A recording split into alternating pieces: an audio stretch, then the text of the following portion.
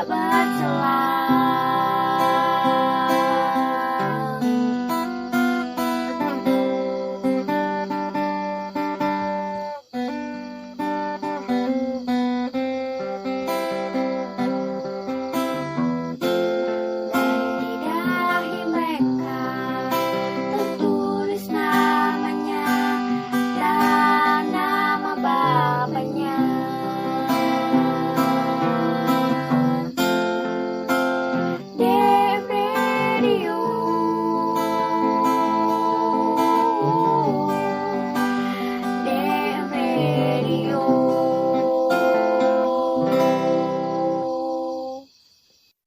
Judul pelajaran kita adalah jangan bersujud dan jangan melayani.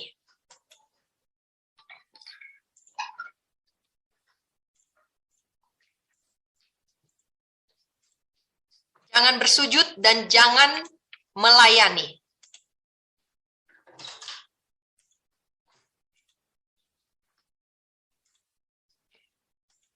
Terdapat di dalam Keluaran 20 ayat yang kelima. Saudara-saudara, saya memakai versi terjemahan Alkitab ILT versi yang ketiga. Kenapa saya ambil versi ini? Adalah karena sebagai seorang penterjemah, ya, saya menerjemahkan buku-buku roh nubuat. Ada banyak ayat-ayat yang Nyonya White kutip di dalam tulisan-tulisannya, dan saya harus terjemahkan ayat itu ke dalam bahasa Indonesia. Hampir 7 tahun ini saya tidak pernah mendapati terjemahan baru dari Alkitab LAI sesuai dengan tulisan atau ayat yang dikutip oleh Nyonya White. Nyonya White sendiri menggunakan versi yaitu King James, ya. Dia menggunakan versi King James, dan ketika saya menerjemahkan, mengutip langsung dari Alkitab LAI terjemahan baru, hasilnya beda, ya. Dan secara makna mungkin tidak beda, tapi buat saya firman Tuhan tidak boleh diterjemahkan sesuka hati. Bagaimana diterangkan dalam bahasa aslinya, harusnya begitu juga di bahasa terjemahannya. Itu sebabnya berkali-kali dulu selama 7 tahun ini saya mengutip, menerjemahkan langsung dari King James. Jadi saya nggak ngutip ayat dari Alkitab bahasa Indonesia, copy paste ke terjemahan buku-buku, tapi saya ketik dan terjemahkan. Saya baca dulu ayatnya, lalu saya terjemahkan. Nah, ini membuat pekerjaan penterjemahan buku-buku ini menjadi lebih lama. Karena banyak sekali Nyonya White mengutip ayat, dan biasanya itu ayat semua, satu halaman itu semuanya ayat, kutipan dari ayat Alkitab, kemudian hanya satu paragraf yang interpretasi dia, ya, atas tuntunan Roh Kudus. Sehingga ketika saya bertemu dengan seorang teman, dia membaca satu ayat, lalu saya bingung, loh kok nggak sama? Saya tanya gitu, oh iya saya baca dari ILT 3, kenapa? Oh karena itu paling dekat terjemahannya dengan King James. Oh saya cek, kemudian saya cek, dan benar. Terjemahan ILT 3 adalah yang paling dekat dengan versi King James Version. Dan puji Tuhan untuk, saya tidak tahu siapa yang membuat versi ini, tapi saya sangat bersyukur sehingga pekerjaan penterjemahan yang saya lakukan lebih cepat sekarang. Ya tentu saja saya harus cek juga, setiap kali saya mengcopy terjemahan dari buku yang lain, walaupun itu Alkitab, saya harus cek dulu, ya, cek dulu terhadap bahasa aslinya. Itu selalu saya lakukan. Dan setelah saya cross check, hampir tidak ada yang perlu saya revisi, ya. Jadi pekerjaan saya hampir 90% itu diperingan dengan adanya versi ini. Itu sebabnya saya sekarang menggunakan Alkitab terjemahan versi ILT 3, Indonesian Literal Translation versi yang ketiga. Saudara-saudara mungkin kalau Google ada banyak komentar-komentar miring tentang versi ini. Ya, tadi pagi saya bisa browsing, ya banyak sekali, terutama khususnya dari pihak LAI yang mengatakan banyak komentar negatif tentang versi ini. Tapi buat saya Saya pembaca naskah bahasa Inggris. Saya lebih mudah untuk mengerti dalam bahasa Inggris, ya. Ya ini memang ya itu kebiasaan saya ya. Jadi saya kurang bisa memahami tulisan yang berbahasa Indonesia. Jadi textbook, naskah lebih mudah saya pahami yang berbahasa Inggris. Dan buat saya Alkitab King James adalah Alkitab yang punya bahasa yang sangat saya sukai. Nah, saya berharap ada bahasa Indonesia yang mempunyai kemiripan, dan Tuhan jawab dengan versi ILT 3 ini. Nah, saya sangat bersyukur, dan walaupun banyak komentar negatif tentang pengguna, tentang penerbitnya, tentang latar belakang ILT ini, tentang keabsahan izin cetak, hak ciptanya, ya saya nggak punya kepentingan dalam hal itu ya. Yang penting adalah dia punya terjemahan sangat mendekati, yang paling sangat mendekati dengan King James. Oke. Hukum yang kedua dalam Keluaran 20 ayat yang kelima versi ILT 3. Jangan bersujud kepada mereka dan jangan melayani mereka, karena akulah Yahweh Elohimmu, Elohim yang cemburu, yang memperhitungkan kesalahan bapak kepada anak-anak, kepada generasi yang ketiga, dan kepada yang keempat, kepada mereka yang membenci aku. Saudara-saudara, sore ini kita akan belajar apa arti jangan bersujud. Yang kedua, apa arti jangan melayani. Karena dikatakan bahwa hukum kedua bukan hanya sekedar jangan membuat berhala, tetapi, saya tidak membuat berhala kok, seperti yang kemarin ya. Saya tidak pergi ke Baal Zebub, saya tidak menggunakan farmakia, ya banyak berhala-berhala yang kita sudah bicarakan 2 minggu sebelumnya. Saya tidak terlibat dalam hal itu, tetapi kita harus ingat bahwa larangannya bukan hanya jangan membuat, tetapi jangan bersujud, kita akan belajar, jangan melayani, kita akan belajar, dan apa akibatnya kalau yang 3 kata jangan ini kita langgar. Jangan membuat, jangan bersujud, jangan melayani. Apa akibatnya? Yaitu ada akibat di generasi ketiga dan keempat. Kita akan pelajari kenapa Elohim, Bapa dan Anak akan membalas. Apakah sekejam itu?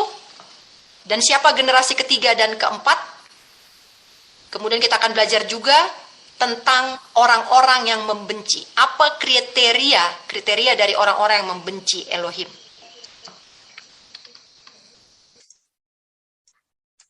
Oke. Minggu lalu kita sudah belajar bahwa berhala adalah segala sesuatu yang manusia cintai. Segala sesuatu yang manusia cintai. Dan segala sesuatu yang manusia percayai. Daripada mencintai dan mempercayai Tuhan pencipta mereka. Jadi ini masalah cinta dan masalah kepercayaan. Apapun hal duniawi yang diinginkan dan dipercayai manusia, karena memiliki kekuatan untuk membantu mereka, dan kekuatan untuk melakukan kebaikan, menjauhkan mereka dari Tuhan, dan bagi mereka adalah berhala. Jadi apapun yang saya inginkan, yang saya percaya bisa menolong saya, bisa mendatangkan kebaikan untuk saya, itu adalah menjauhkan saya dari Tuhan. Dan itu adalah berhala. Apapun yang memisahkan kasih sayang atau mengambil cinta tertinggi Tuhan dari jiwa, ya, atau menghalangi apa? Menghalangi satu kepercayaan yang unlimited. Ketika saya percaya kepada Tuhan, kepercayaan itu harus unlimited. Harus mutlak, ya. Tidak ada kondisi, tidak ada syarat. Percaya tak terbatas. Dan kepercayaan itu harus penuh kepada Tuhan. Kalau kepercayaan kita limited, ada syarat dan kondisi, ada term and condition-nya, itu artinya saya sedang memelihara, membuat atau bersujud atau melayani berhala. Oke. Jadi kita baca, jangan bersujud, ya. Jangan melayani. Kalau tidak, maka akan ada pembalasan kepada generasi ketiga dan keempat, kepada mereka yang membenci Elohim. Oke. Bahasa Inggrisnya, ya, dari King James Version, thou shalt not bow down thyself. Jadi bow down, bersujud, ya. Ini terjemahan tadi ILT 3, jangan bersujud. Bow down thyself, bahasa Inggrisnya. Kita lihat di kamus bahasa bahasa Ibrani, kamus bahasa Ibrani H7812. Arti kata bersujud adalah, yang pertama, membuat murung atau menekan. Yang kedua adalah tak berdaya dengan cara gerakan otomatis dalam penghormatan kepada Tuhan. Jadi sesuatu yang membuat saya tidak berdaya, tidak bisa melawan. Ya, tidak bisa melawan, tidak bisa punya pertahanan, sehingga saya ditekan. Nah, ini artinya bow down, ya. Bow down juga bisa berarti fisik, ya. Fisik yaitu menundukkan badan, atau crouch. Crouch itu adalah membungkukkan badan seperti anjing siap melompat, ya. Jadi seperti kuda-kuda kalau kita mau lari, ya, kita membungkukkan badan, ya. Itu waktu kita start mau lari, nah itu kan ada posisi membungkukkan badan. Nah, seperti itulah crouch. Kemudian fall down. Fall down ini artinya tiarap, ya. Jadi bow down, bersujud, sama dengan fall down, jatuh tiarap, menjatuhkan badan rata dengan tanah, ya. Jadi rata dengan tanah itu adalah bersujud. Jadi bersujud ini adalah ketika saya ditekan, ketika saya tidak punya daya untuk melawan, atau ketika posisi badan saya, ya, jadi ini posisi badan dengan kondisi mental, ya. Jadi bow down ini bukan hanya sekedar nunduk kepala atau menyembah begini, bukan.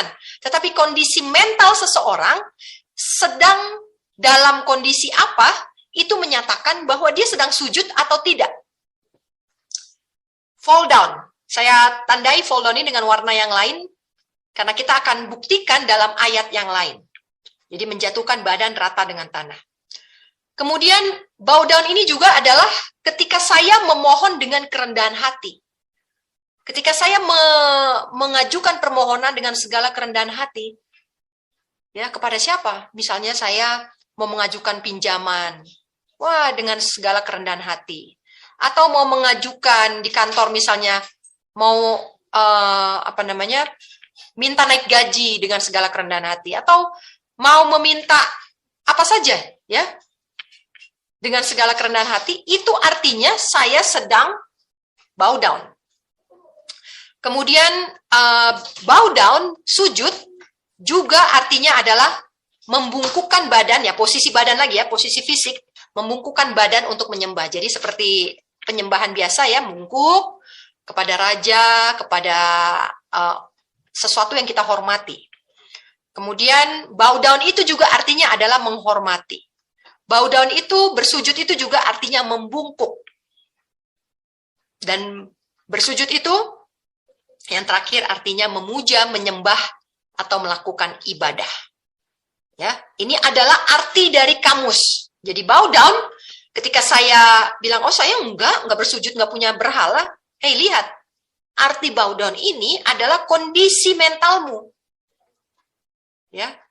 Kondisi mental saya, apakah saya sedang tidak bisa melawan? Melawan artinya menegakkan prinsip. Makanya kemarin, minggu lalu dikatakan apa? Berhala itu adalah ketika saya sacrificing principles, mengorbankan prinsip. Saya nggak bisa melawan, saya punya prinsip, saya tahu sebenarnya.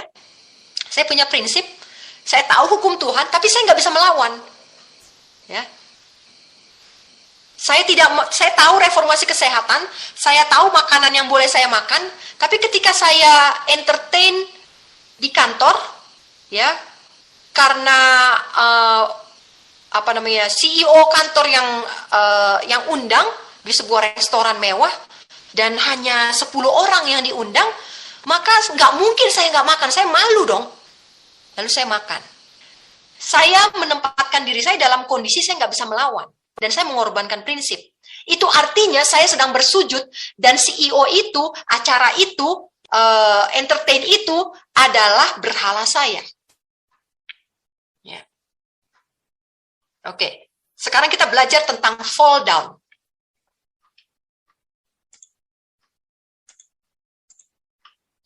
Fall down, kita buka Matius 4 ayat 9. Ini saya pakai versi King James dengan ILT 3 ya. Ini sangat mirip sekali. Dan dia berkata kepadanya, aku akan memberikan semua ini kepadamu jika engkau bersembah sujud kepadaku. Jadi, di sini dibilang bahwa aku berkata kepadanya. Dia berkata kepadanya. Dia ini adalah setan. Pada waktu setan mencobai Yesus di padang gurun, ini adalah pencobaan yang kedua. Ini adalah yang ketiga. Ya. Karena pada waktu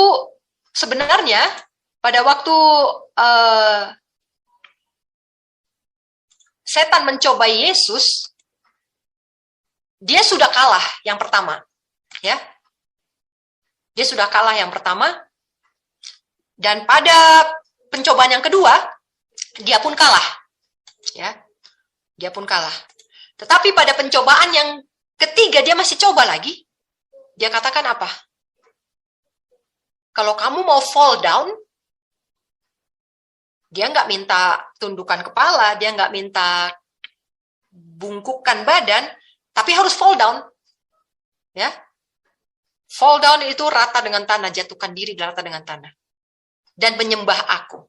Maka aku akan memberikan semuanya ini kepadamu, ya. Bersembah sujud, ya.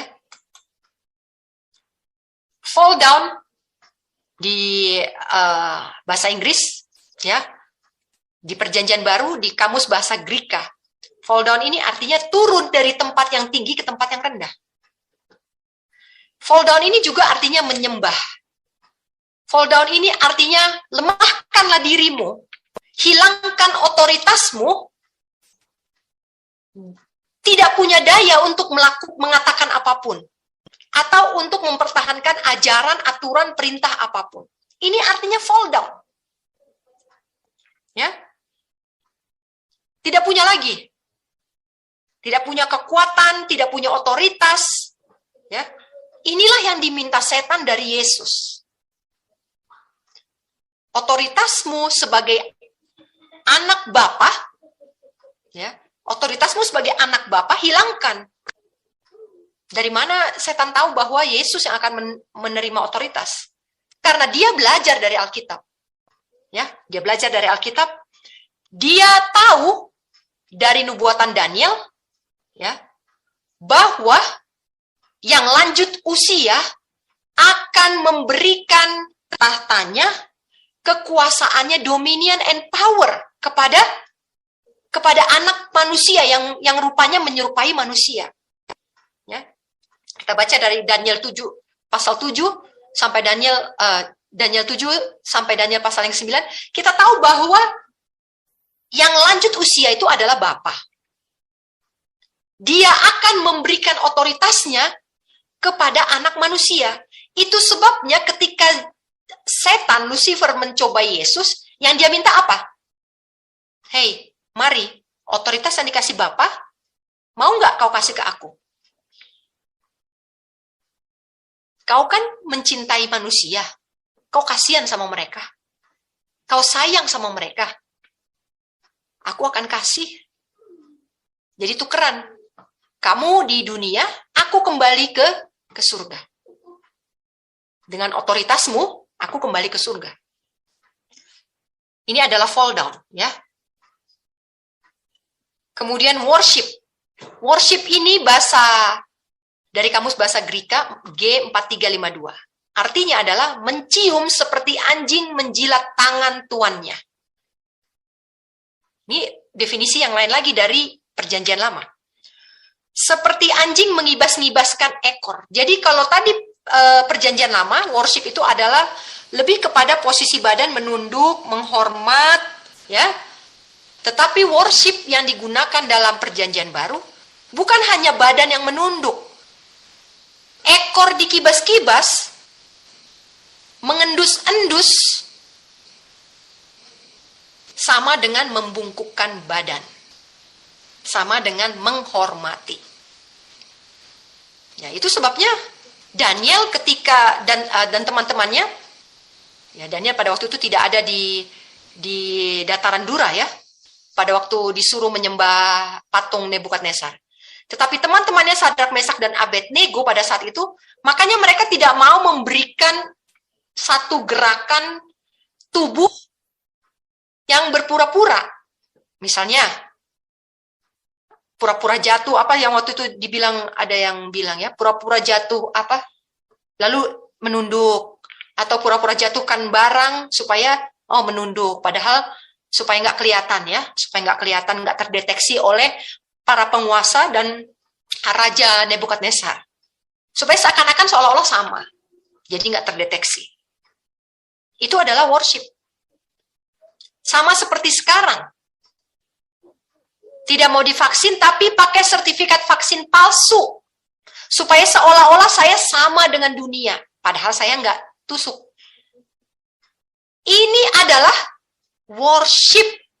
Sertifikat vaksin palsu menunjukkan kepada siapa kau menyembah. Ya. Jadi worship bukan hanya sikap badan yang menunduk, kepala yang menunduk, tetapi sikap seperti anjing menjilat tuannya, menyambut dengan hangat, ya. Anjing ketika tuannya pulang, dia sambut dengan hangat, dia endus, dia kibas-kibaskan ekor. Ini adalah juga salah satu sikap menyembah. Kepada siapa kau menyembah? Kau sambut dengan senang, bahagia ketika datang. Apa yang paling membuatmu bahagia? Ya, seperti yang tadi. Apa yang paling kau sayangi, kau cintai? Ya. Maka kalau saya mencintai sesuatu, dan apa yang paling saya inginkan, itulah berhala saya. Ya.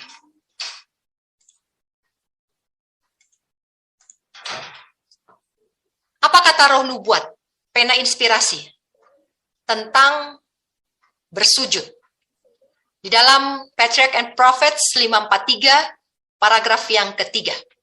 Sejak percakapan Tuhan dengan mereka di Sinai, mereka telah diamarkan terhadap penyembahan berhala.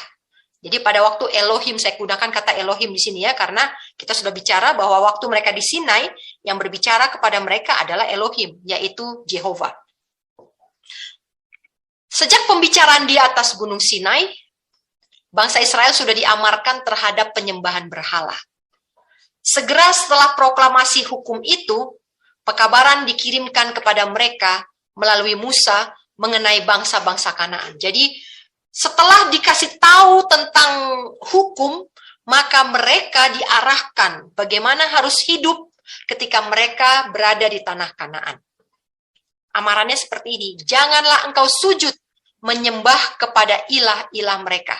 Dan jangan mau dibimbing untuk melayani mereka. Dan jangan berbuat seperti perbuatan mereka. Kita belajar kemarin ya. Bahkan di dalam Ulangan dikatakan, jangan tanya-tanya. Jangan mau tahu tentang ilah-ilah mereka. Apalagi mendengarkan dan menghadiri peribadatan mereka. Sebaliknya engkau harus benar-benar merobohkan dan benar-benar menghancurkan tugu-tugu berhala mereka. Keluaran 23 ayat 24 dan 25. Saudara, saya tidak diizinkan untuk ikut, untuk tanya-tanya, untuk mau tahu.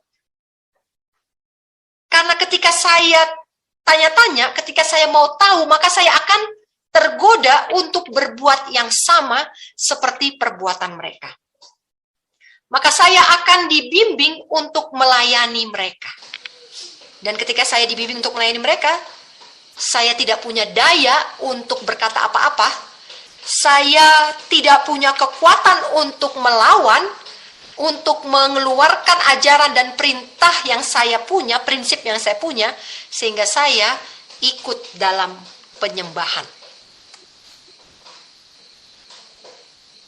Janganlah engkau mengikat perjanjian dengan mereka. Saudara-saudara, bangsa Israel dilarang keras untuk terlibat satu perjanjian, komitmen dengan bangsa Kanaan. Jangan mengikat perjanjian dengan ilah-ilah mereka. Mereka tidak akan tinggal di negerimu, supaya mereka tidak membuat engkau berdosa terhadap aku. Itulah sebabnya ketika bangsa Israel masuk ke tanah Kanaan, mereka disuruh untuk menghabisi semua, membunuh semua penduduk yang ada di sana. Hal itu telah menjadi jerat bagimu. Keluaran 23 ayat 27 sampai 33. Petunjuk-petunjuk ini diulangi lagi dengan cara yang hikmat oleh Musa sebelum dia mati. Jadi Musa tidak hanya mengatakan ini, tetapi dia mengulanginya sebelum dia mati, dan Yosua penggantinya juga mengulangi. Karena Yosua yang membawa mereka masuk ke dalam tanah Kanaan.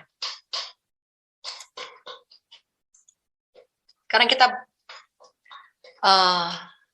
kita mempelajari tentang kata yang kedua, kata jangan yang kedua hari ini. Tapi yang ketiga ya, ini sebenarnya yang ketiga dalam hukum yang kedua. Jangan melayani mereka. Melayani dari kamus bahasa Ibrani artinya adalah bekerja dalam pengertian apapun. Saudara, jangan bekerja untuk mereka dalam pengertian apapun. Jangan mengerjakan, jangan memperbudak, menjadikan dirimu budak. Jangan menjadi hamba, terikat, tidak merdeka. Di dalam apa? Dalam dinas tugas pelayanan yang mengikat. Sehingga engkau tidak bebas dan tidak punya daya untuk mengatakan ajaran prinsip yang kau pegang.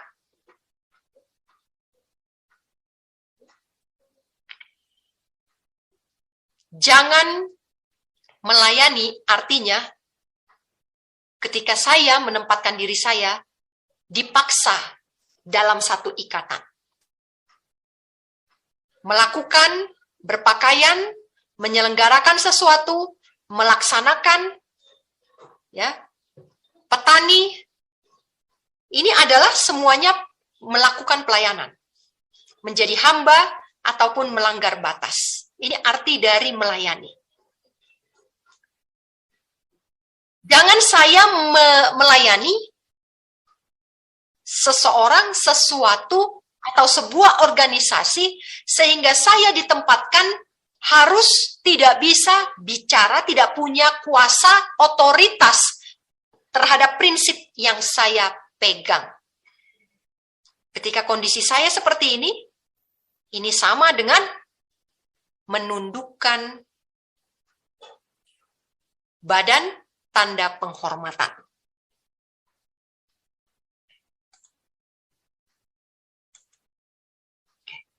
Yang berikutnya, kita belajar tentang Tuhan yang cemburu, Elohim yang cemburu.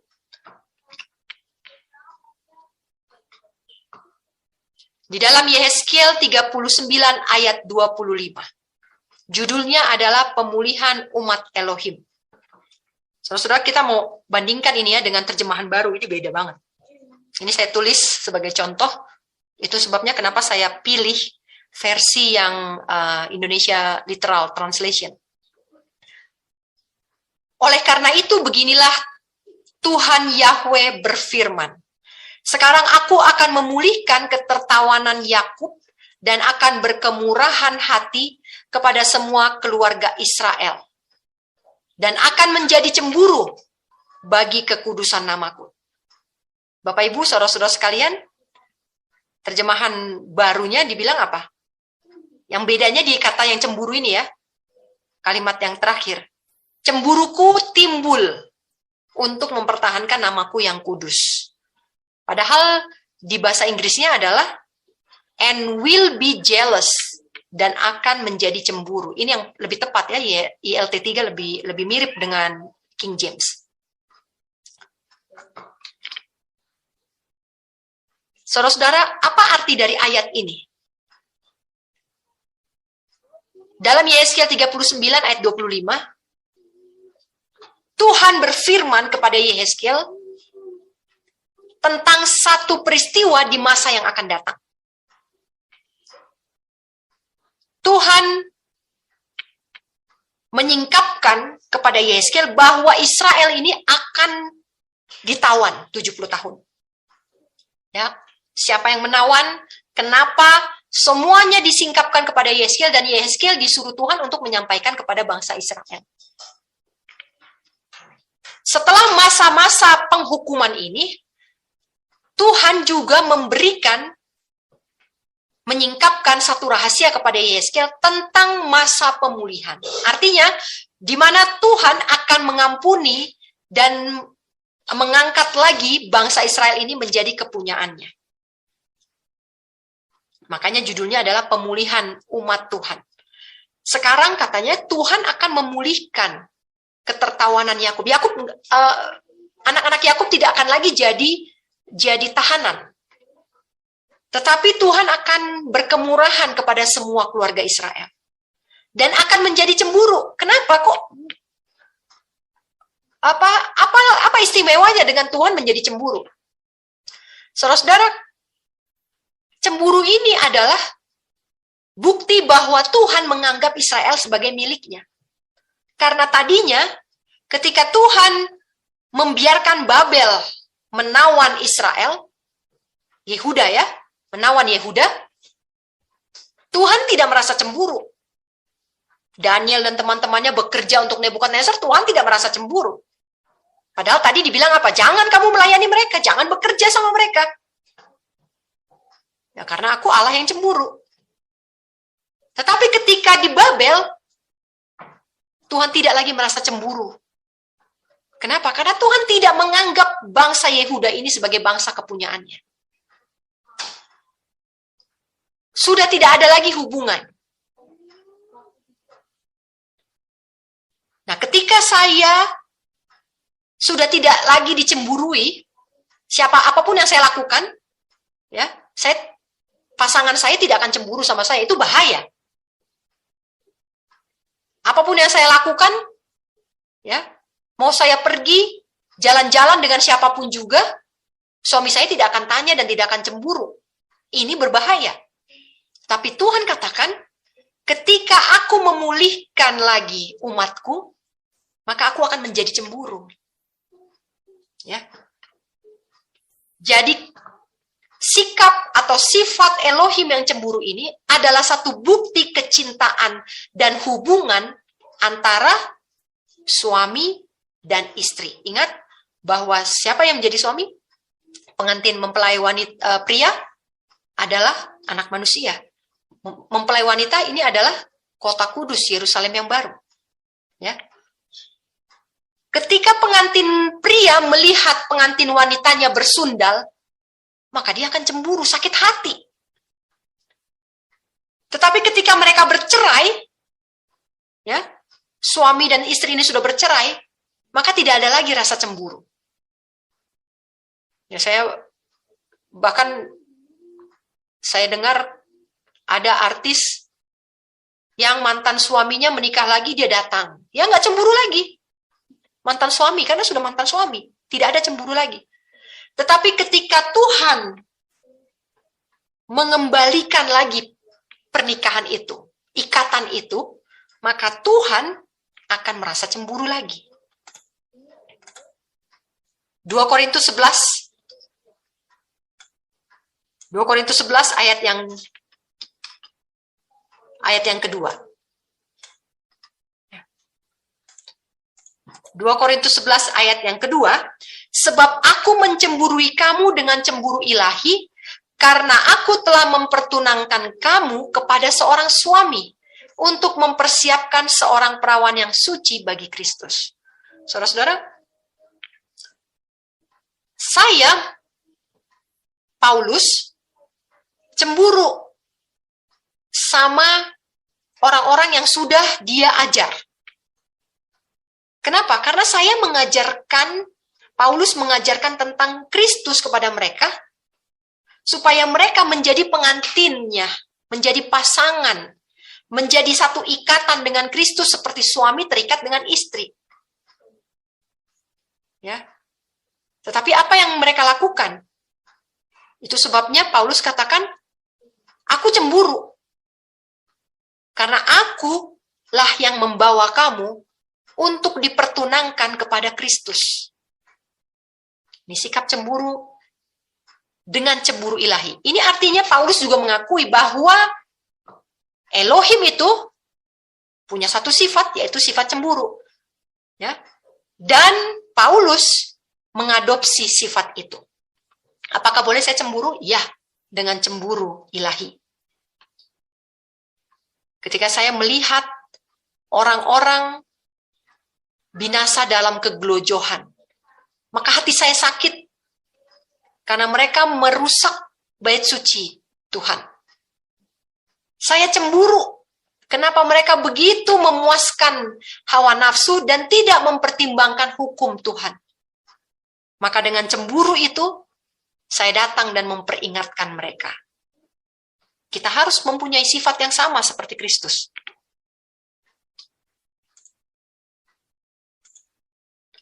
Pertanyaannya sekarang adalah, bagaimana cara Tuhan membalas kesalahan kepada generasi ketiga dan keempat?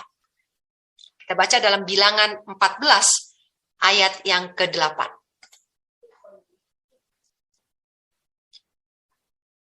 Yahweh lah, Yehova Tuhan ya, Bapa ini maksudnya ya.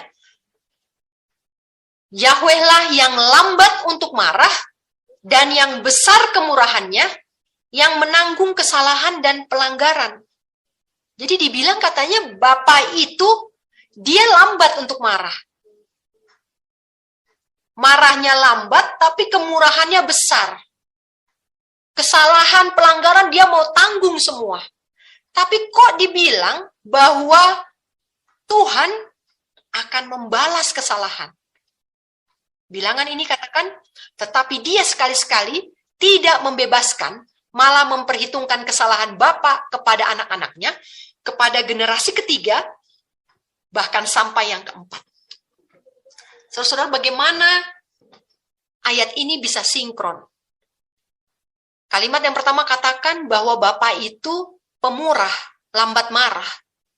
Tetapi kalimat yang kedua katakan dia membalas dan memperhitungkan. Apakah nanti sekejam itu yang terjadi? Sekarang kita belajar.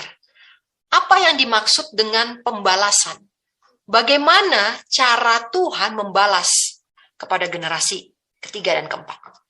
Saya mau ingatkan kita tentang pelajaran kita tahun lalu, Otsego Health Vision 6 Juni 1863 yang diberikan di Otsego, Michigan tentang 33 Core Health Principles. Salah satu isinya, nomor 19, kalau saudara-saudara pernah terima traktat dari saya, traktat kesehatan, ada nomor 19 di sana, dikatakan bahwa orang tua menularkan kelemahan-kelemahan mereka kepada anak-anak mereka. Pengaruh sebelum kelahiran adalah sangat besar. Saudara-saudara, jadi orang tua akan mentransfer, ya, orang tua akan mentransfer kelemahan-kelemahan mereka kepada anak-anak mereka, menurunkan, mewariskan, menularkan. Dan ini akan terjadi sebelum lahir. Ya. Sebelum anak-anak itu dilahirkan, pengaruh orang tua sudah akan ditanam kepada anak-anak mereka. Bagaimana caranya? Caranya adalah Christian Education 232 paragraf yang pertama. Di sini cerita tentang Manoah. Ya. Simson, orang tuanya Manoah dan istrinya, sebelum mereka dinubuatkan, menerima janji akan kelahiran seorang anak.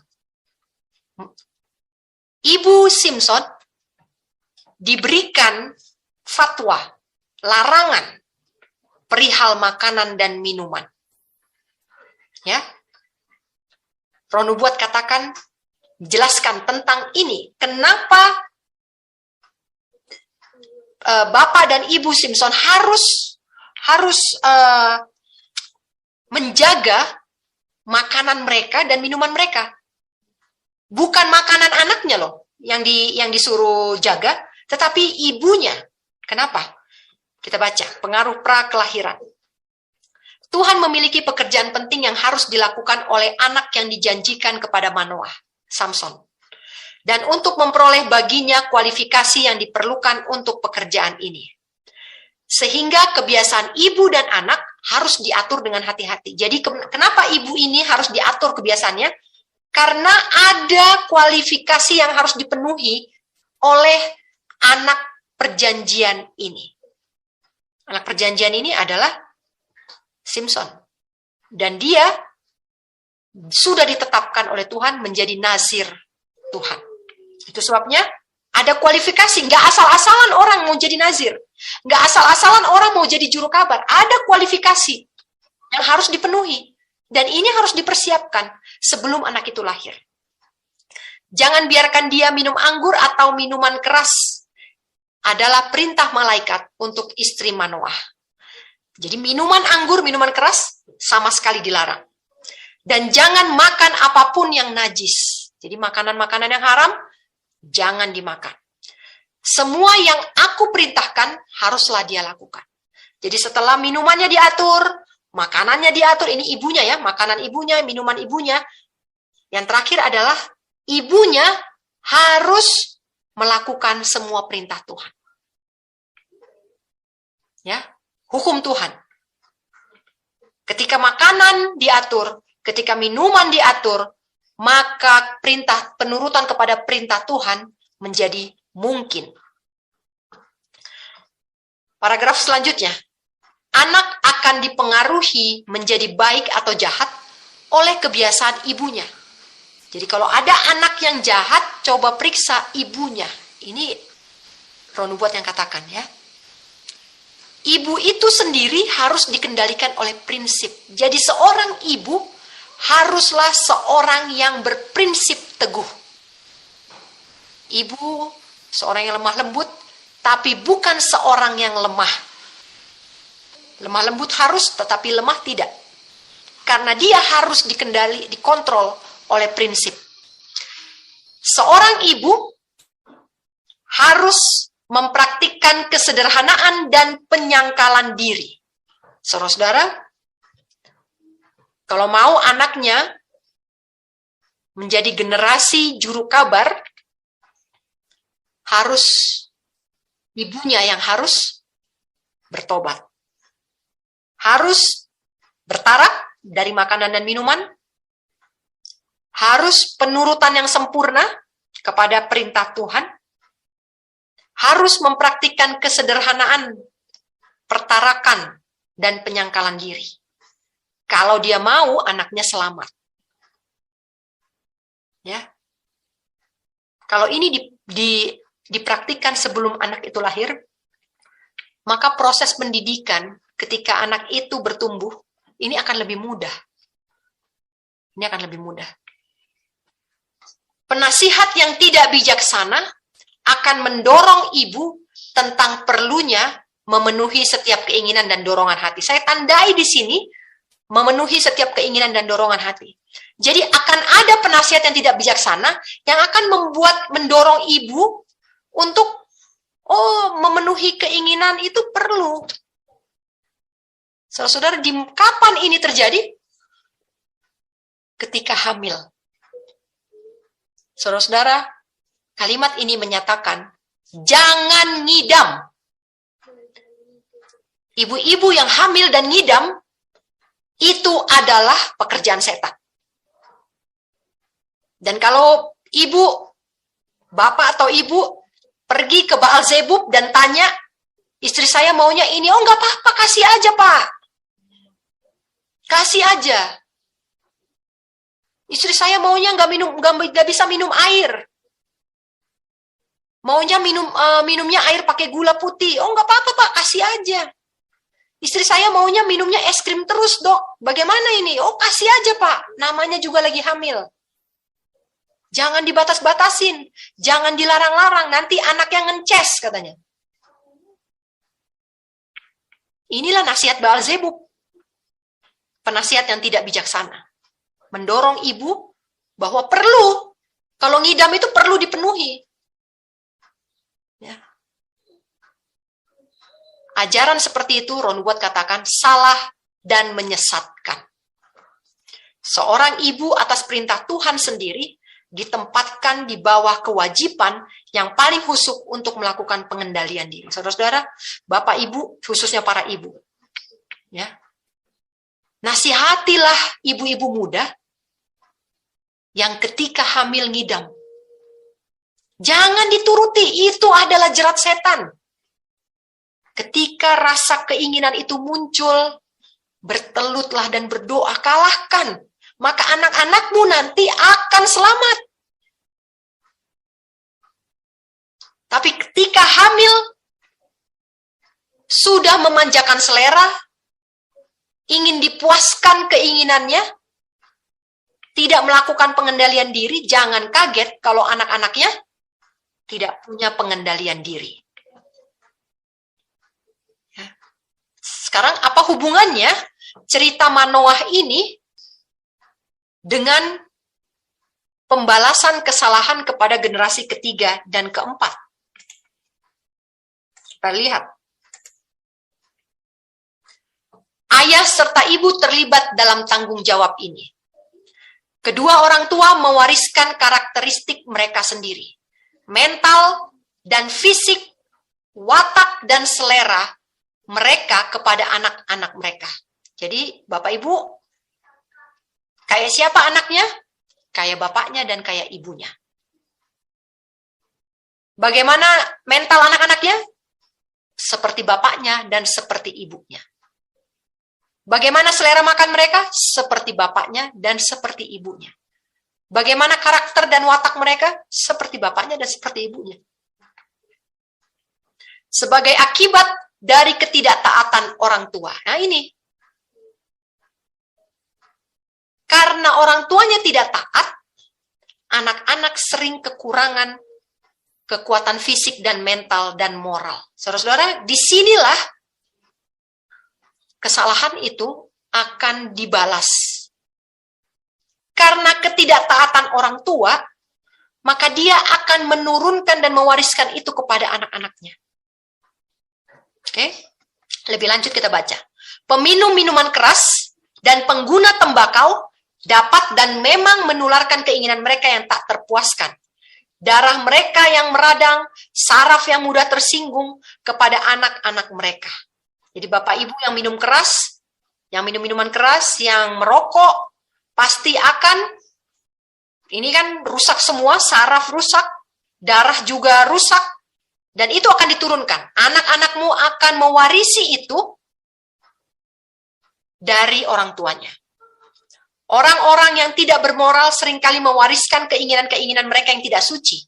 Dan bahkan penyakit-penyakit yang menjijikkan sebagai warisan bagi keturunan mereka. Kenapa? Sekarang kalau bapaknya, oh ya, saya punya riwayat orang tua diabetes. Maka saya diabetes.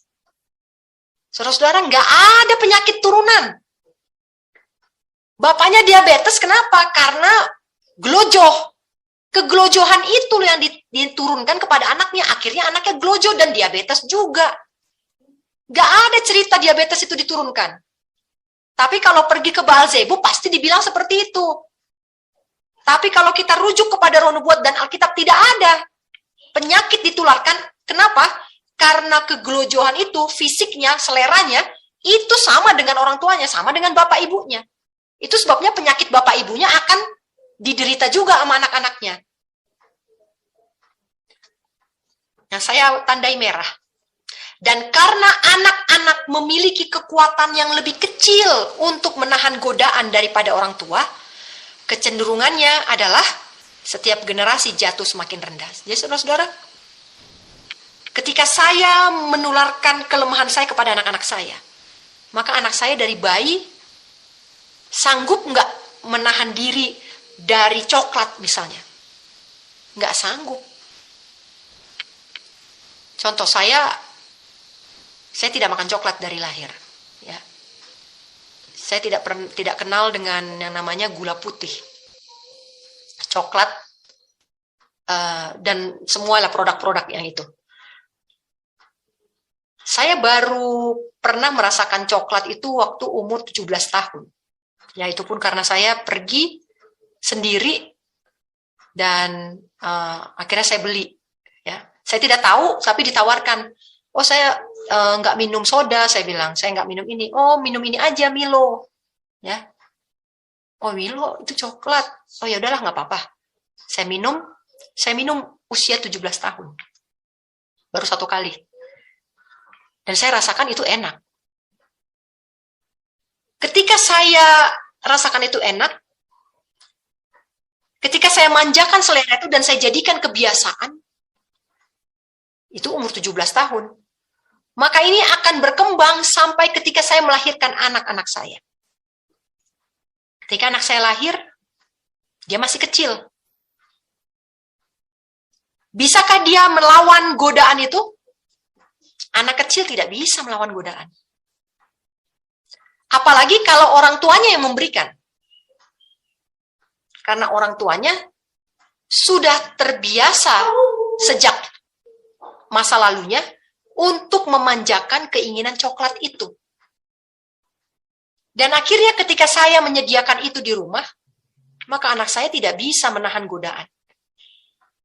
Kalau tadi saya rasakan coklat usia 17 tahun, maka anak saya akan merasakan coklat sejak usia 6 bulan. Itu yang bikin generasi kedua, saya ibunya. Generasi yang pertama akan lebih menurun karena sejak usia 6 bulan sudah makan coklat. Dan kemudian anak ini bertambah besar dengan coklat seumur hidupnya, dia akan memberikan lagi kepada anaknya coklat. Lahir dari gen ibu yang seumur hidup sudah makan coklat. Lebih bagus atau lebih bobrok? Lebih bobrok. Untuk sebagian besar, kalimat yang terakhir. Untuk sebagian besar, orang tua bertanggung jawab tidak hanya untuk nafsu kekerasan. Ya. Bukan hanya ketika anak saya pemberontak, bukan hanya ketika anak saya melawan saya, bukan hanya ketika anak saya punya selera yang menyimpang, tetapi ketika anak-anak saya lahir tuli, buta, sakit, gampang sakit, lemah fisiknya, lemah imunnya, atau otaknya tidak cerdas, bodoh, sulit konsentrasi, lasak, atau apapun kelainan fisik dari otak, ya, kekurangan jasmani dan rohani, itu semua kesalahan orang tua.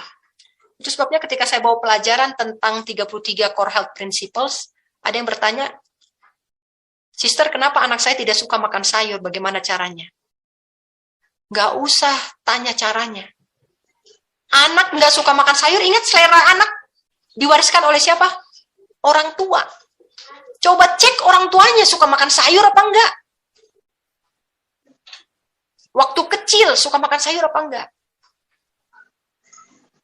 Nah, kalau sudah menyadari, maka yang perlu dilakukan adalah bertobat. Bapak Ibu berdua bertelut di dalam kamar mengaku dosa. Ya.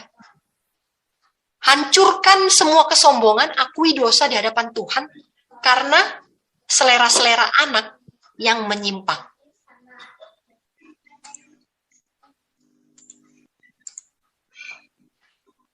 Pertanyaan dari setiap ayah dan ibu hendaknya adalah, apa yang harus kami lakukan terhadap anak yang akan lahir bagi kami? Dari Hakim ayat 8. Pengaruh-pengaruh prakelahiran oleh banyak orang dianggap enteng, tetapi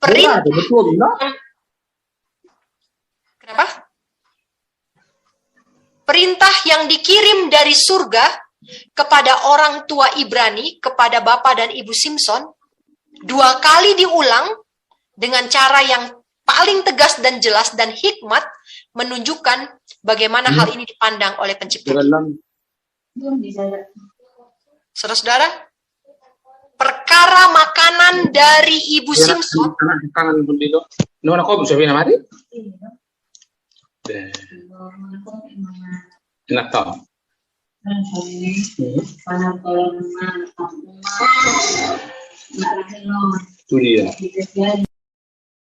Oke, host boleh tolong di mute dulu. Oke, terima kasih. Perintah untuk jangan makan, jangan minum, turut perintah Tuhan, jaga diri. Ini 2 kali diulang. Itu menandakan bahwa ini adalah sangat penting. Tidak cukup agar anak yang dijanjikan itu harus menerima warisan yang baik dari orang tua.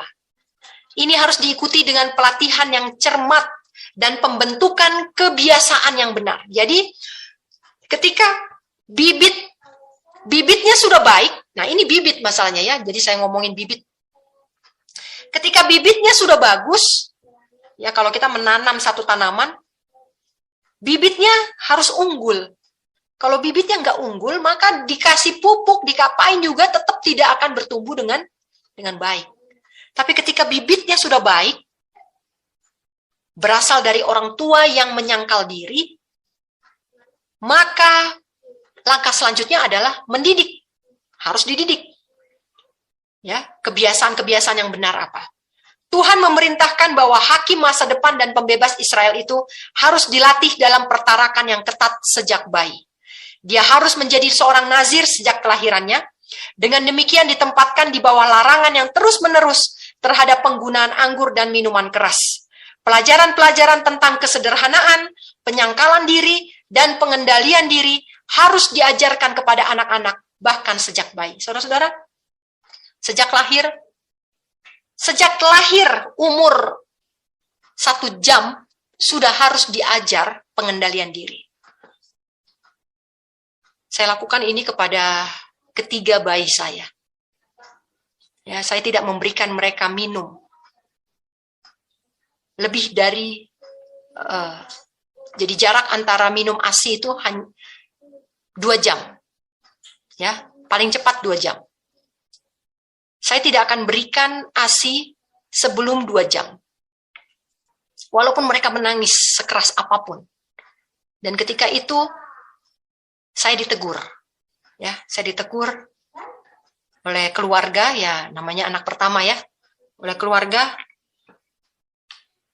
dari suami bilang, oh jangan diikutin, semua yang dibaca-baca itu nggak usah diikutin. Kasihan anaknya nangis-nangis. Saudara-saudara, saya bukan ibu yang kejam. Tapi karena ini saya baca, saya bertarak, saya lakukan penyangkalan diri sebelum anak ini lahir. Dan ketika anak ini lahir, saya lanjutkan dengan prinsip penyangkalan diri dan pengendalian diri.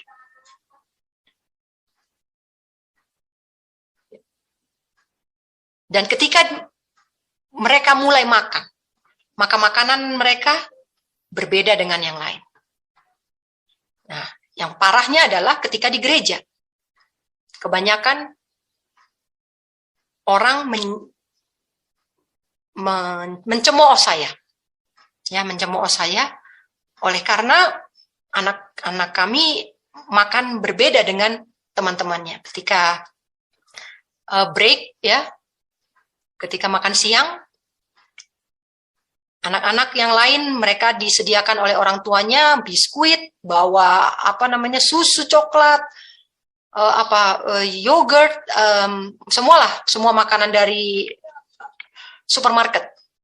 Sementara saya menyediakan untuk anak-anak saya jagung rebus, kacang rebus, ubi. Ya. Dan saya ditegur. Dikatakan bahwa anak-anakmu itu sedang dalam masa pertumbuhan, kurang gizi nanti. Jangan dilarang-larang, biarkan mereka makan.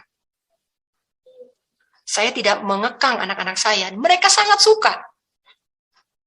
Bahkan mereka tidak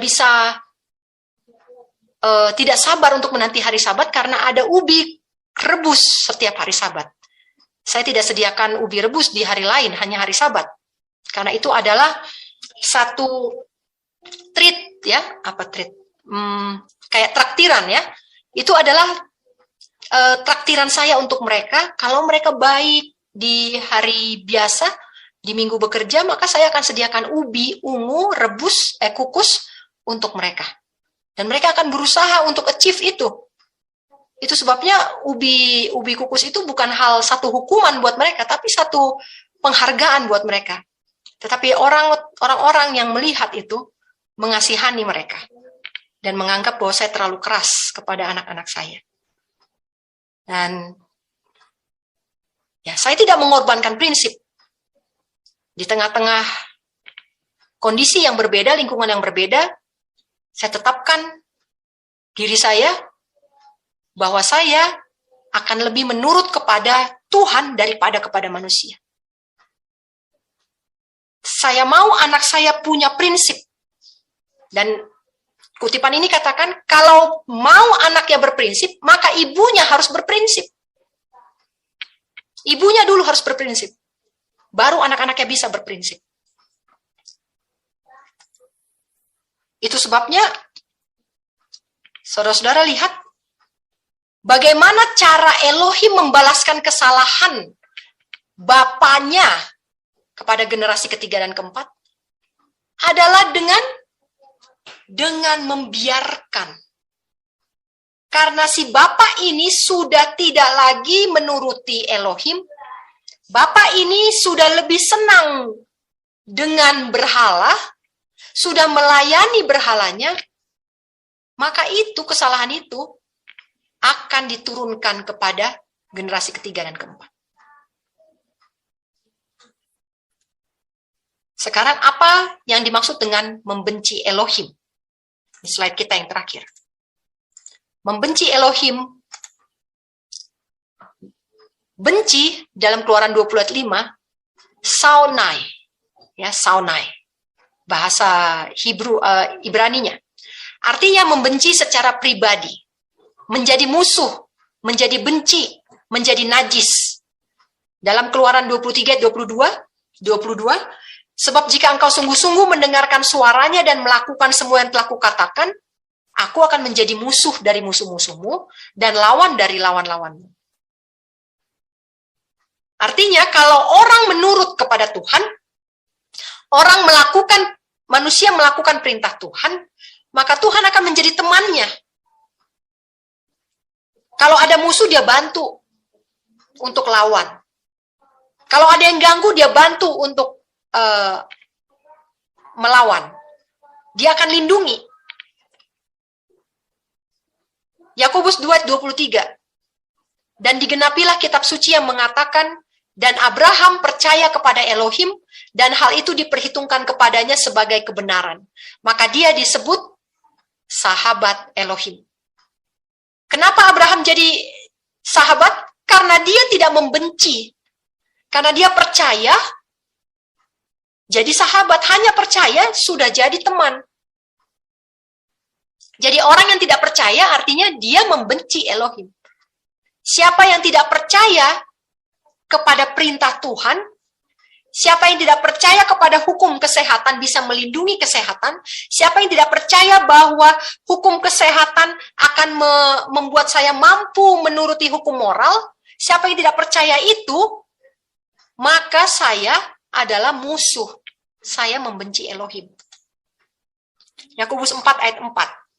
Hai pria-pria dan wanita-wanita pezina, tidakkah kamu mengetahui bahwa persahabatan dengan dunia adalah permusuhan dengan Elohim? Jadi siapa saja yang bermaksud menjadi sahabat dunia ini, dia ditetapkan sebagai musuh Elohim.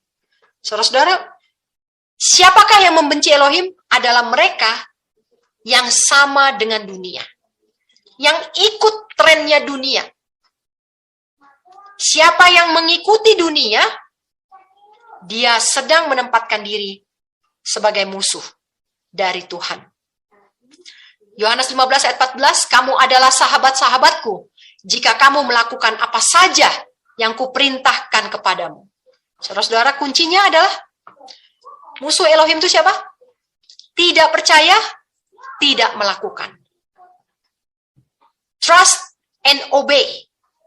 Inilah kunci dari kesuksesan, keberhasilan, penurutan kepada hukum moral.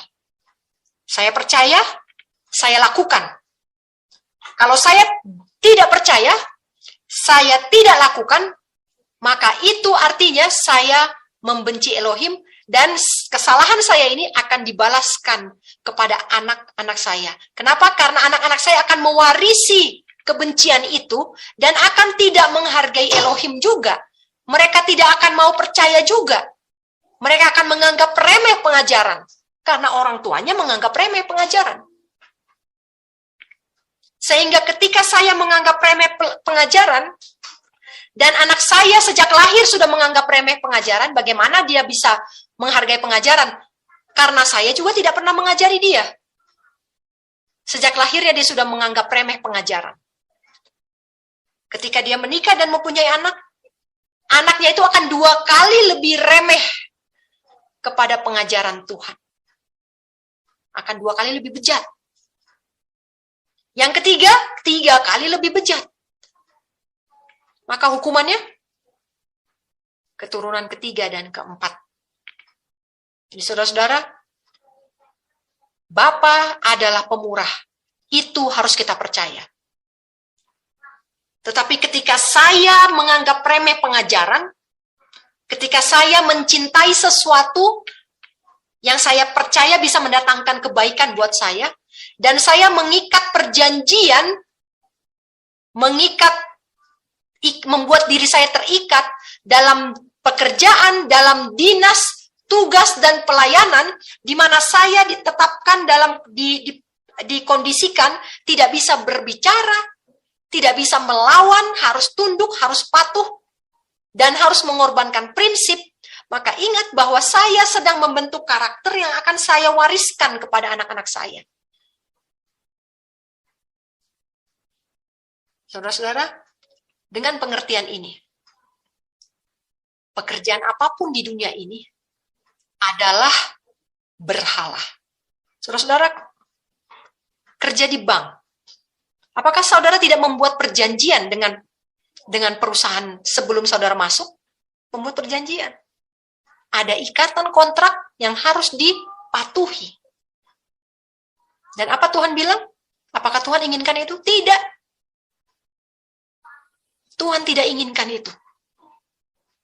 Jangan engkau membuat perjanjian dengan orang-orang Kanaan. Ketika saya mengambil KPR, maka saya harus menandatangani perjanjian-perjanjian kontrak pinjaman dari bank. Dengan semua syarat dan kondisinya. Apakah Tuhan inginkan itu? Tidak. Itu sebabnya kehidupan di desa akan membuat saya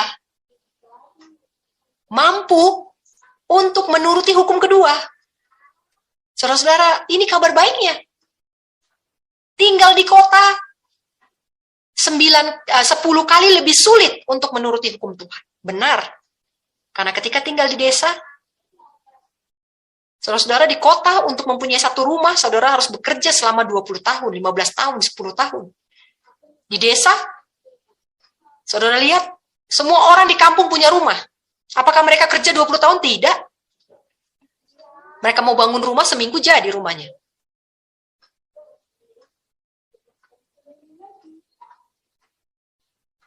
Hidup di desa akan membuat saudara dan saya lebih mudah untuk menjadi sahabat Elohim seperti Abraham.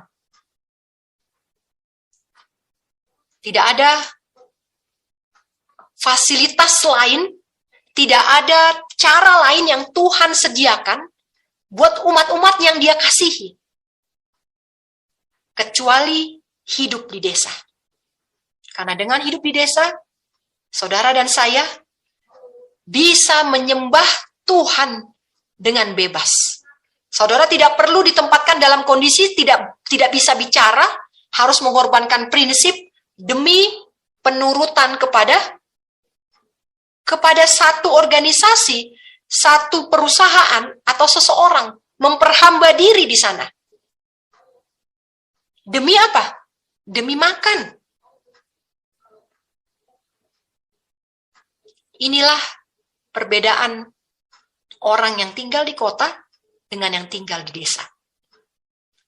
Saudara-saudaraku, panggilan hidup di desa adalah kehidupan yang lebih mudah.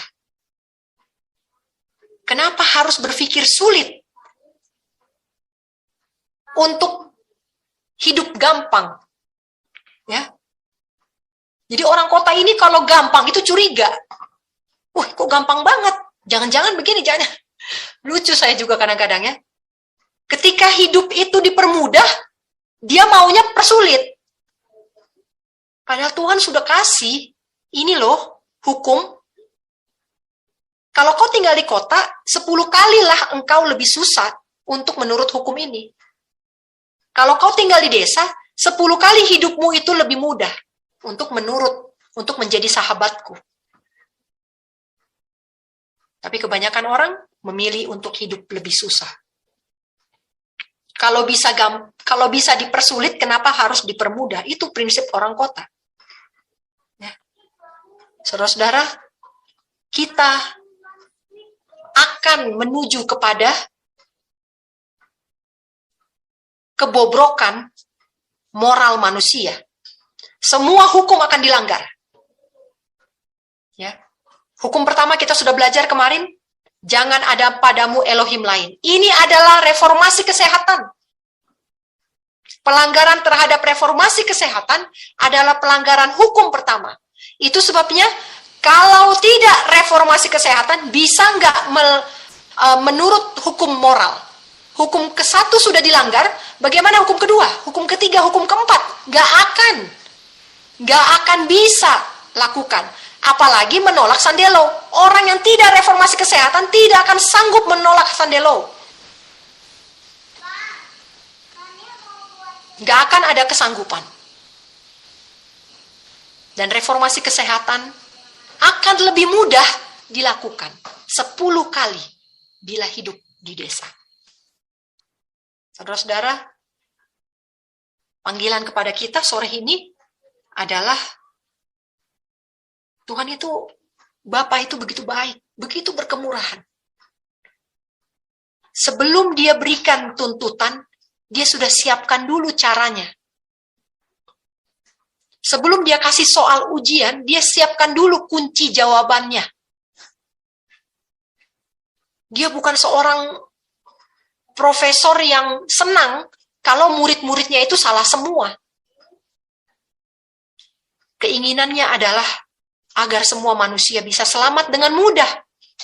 Hidupnya mudah, perjuangannya mudah, bebannya ringan. Itu sebabnya Tuhan mau panggil semua yang Dia kasihi keluar dari kota. Supaya hidupmu lebih mudah. Supaya bebanmu lebih ringan. Keluar dari kota. Jangan perbudak dirimu, perhamba dirimu dengan pekerjaanmu di kantor yang membuat engkau tidak punya pilihan. Hari Sabat terpaksa harus langgar. Ketika saya mengabdikan diri dengan pekerjaan di kantor, maka saya tidak akan bisa menjadi imam dalam rumah tangga saya. Bagaimana dengan anak-anak? Saya percayakan kepada orang lain yang saya nggak tahu kualitas rohaninya seperti apa. Bagaimana makanan mereka? Terpaksa saya harus siapkan makanan-makanan frozen. Karena saya tidak sempat mengolah makanan segar. Saudara-saudara, keluar dari semua perhambaan ini. Kenapa Yakub berjuang untuk keluar dari rumah Laban? Karena dia terikat di rumah Laban. Ya, terikat KPR. Berapa tahun KPR-nya? 14 tahun. 7 tahun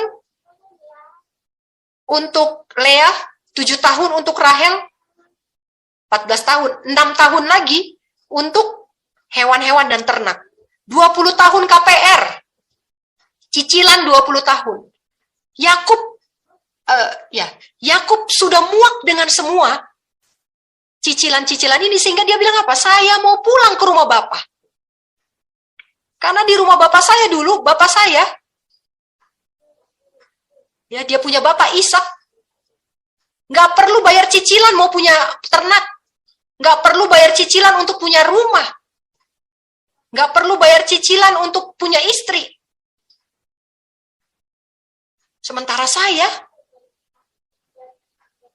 nikah cicilan, punya istri cicilan, beranak 1 kali cicilan nambah, rumah cicilan, semua cicilan. Seperti Yakub. Sehingga Yakub pikir apa? Saya mau pulang ke rumah Bapak. Ke tanah Bapakku, saya mau pulang. Di sana hidup lebih mudah. Menurut kepada Tuhan, membuat hidup lebih mudah. Kuncinya yang pertama adalah reformasi kesehatan, dan Tuhan akan sanggupkan, bukakan pikiran kita untuk melakukan yang lain. Sehingga saya akan disebut sahabat Bapa.